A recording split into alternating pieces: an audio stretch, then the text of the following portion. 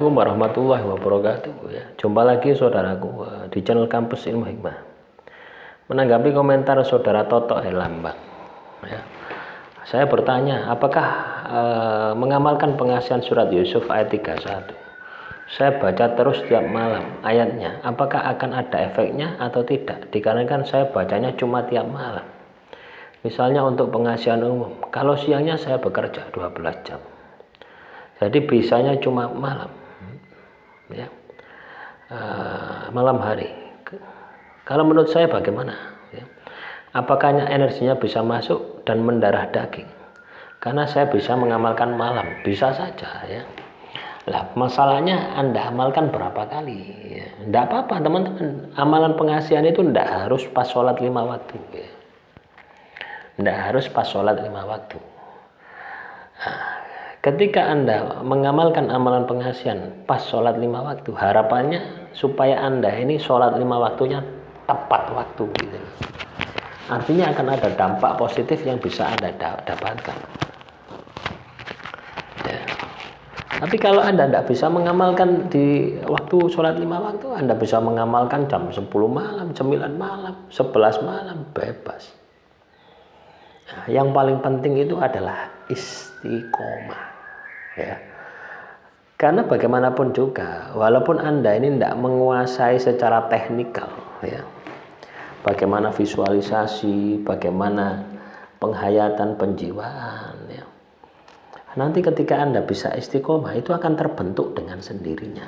Seiring waktu Anda mengamalkan ya, itu akan terbentuk dengan sendirinya.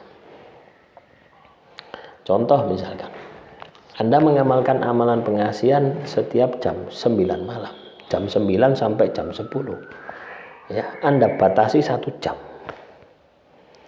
ya. Anda berarti istiqomah surat Yusuf misalkan 31 ya, dibaca selama 1 jam, atau Anda batasi dibaca selama 1000 setiap jam 9 malam. Berarti Anda sudah mendapatkan 2 istiqomah. Yang pertama istiqomah surat Yusuf ya, dibaca sebanyak 1000 kali atau 1 jam. Kedua istiqomah waktu, Anda baca setiap jam 9 malam. Istiqomah jumlah, istiqomah waktu, ditambah lagi istiqomah tempat kalau Anda bisa. Artinya di tempat yang sama. Ada juga strategi ya, mengamalkan amalan pengasihan ya, kita pakai baju yang sama, tidak bisa dicuci ya. Baju yang kita pakai itu khusus untuk mengamalkan amalan pengasihan, bisa jadi seperti itu. Jadi habis dipakai mengamalkan pengasihan dicandel loh, tidak usah dicuci. Yang penting apa? Anda jaga kebersihannya, Anda jaga kesuciannya. Bisa Anda melakukan strategi seperti itu ya. Jadi amalan pengasihan itu bebas-bebas saja. Soal mendarah daging ya, ketika kita mengamalkan sebuah amalan itu tergantung dari istiqomah gitu ya, tergantung dari jumlah. Anda istiqomah katakanlah baca 20 kali, dengan istiqomah baca 1000 kali, ya akan cepat mendarah daging yang 1000 kali ya. Jadi seperti itu. Paham ya? Terus juga jika rumah ada pagaran, kita sebagai pengamal apa harus di luar rumah? Bagaimana cara menyingkirkan pagaran rumah itu? Lah ini pagaran yang mana ya? Anda mengamalkan amalan pengasihan, tapi rumah Anda ini dipagar. Ada 2 sisi ya, rumah target yang dipagar atau rumah Anda yang dipagar ya. Kalau rumah Anda yang dipagar ya, itu tidak ada pengaruhnya ya, kecuali pagaran itu berbeda energinya dengan amalan yang Anda lakukan ya. Maka ketika Anda melontarkan energi mengamalkan amalan pengasihan tadi, itu akan berbenturan dengan pagaran Anda sendiri. Seperti itu. Sama halnya dengan orang katakanlah mengamalkan amalan, yang satu mengamalkan pagaran, satu mengamalkan pengasihan, satu mengamalkan kerezekian. Akhirnya tidak sampai tujuannya, gesekan terus ya. Atau sama halnya dengan orang mengamalkan 2 amalan pengasihan, yang itu berbeda, itu juga terjadi, akan rentan terhadap konflik. Makanya saya sarankan ketika Anda mengamalkan amalan pengasihan cukup satu saja. Ya, tinggal Anda tambah porsinya, tinggal Anda booster dengan puasa. Itu akan lebih cepat ya daripada Anda banyak amalan. Ya. Amalannya satu sama lain tidak sinkron. Ya, nah itu pagaran di rumah Anda ya. Nah, kalau pagaran di rumah target, ini tergantung dari besar kecilnya Anda. Ya,